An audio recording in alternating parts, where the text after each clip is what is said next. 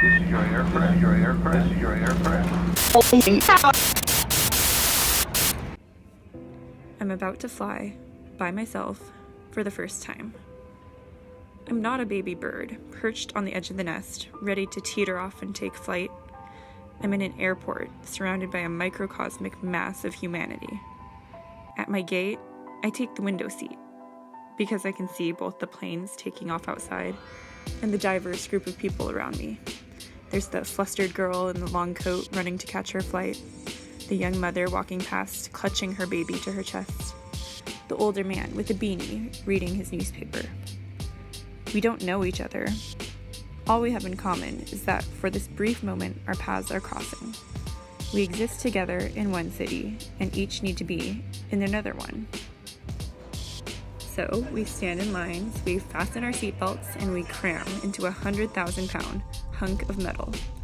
And somehow, by the laws of mechanics, this massive conglomeration of metal and glass and chemicals filled with random humans starts moving. Faster and faster and faster. And somehow, by the laws of aerodynamics, the air rushes over the wings until suddenly the wheels aren't touching the ground anymore, and we are cheating gravity. Orville and Wilbur would be proud.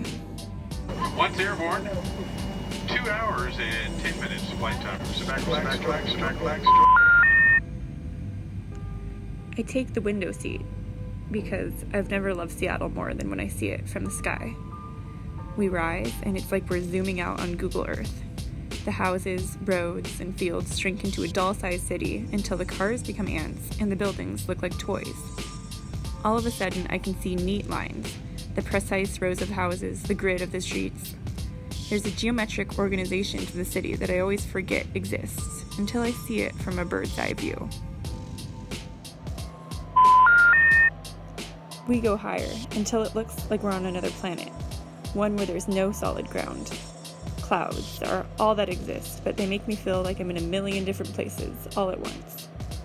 They clump together like a rainforest canopy, and I swear I'm over the Amazon. They surround us with white, and it's like we're in the Arctic, in a world of snow and glaciers. They form in giant, fragile gobs of spun sugar, and I think I'm in a candy land straight out of my childhood dreams.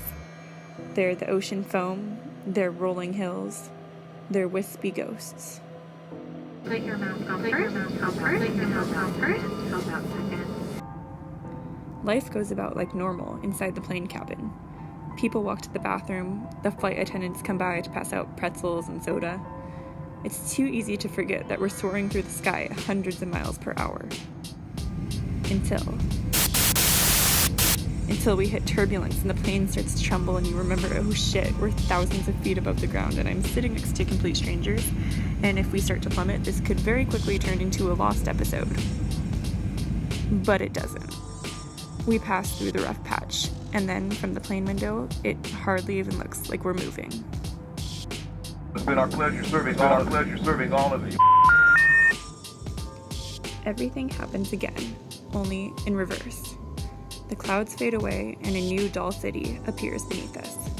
This time, we're zooming in on Google Maps, and the fields and buildings and roads become bigger and clearer and crisper. The wheels finally hit the runway, and we're going so fast, and for a second I think we're never going to be able to slow down. But we do, and the plane stops. We've traveled hundreds of miles in a world above the clouds, in a giant hunk of metal and glass and chemicals, and we are a matter of fact. We unfasten our seatbelts and collect our bags and walk back into the microcosmic mass of humanity that is the airport, never to see one another again.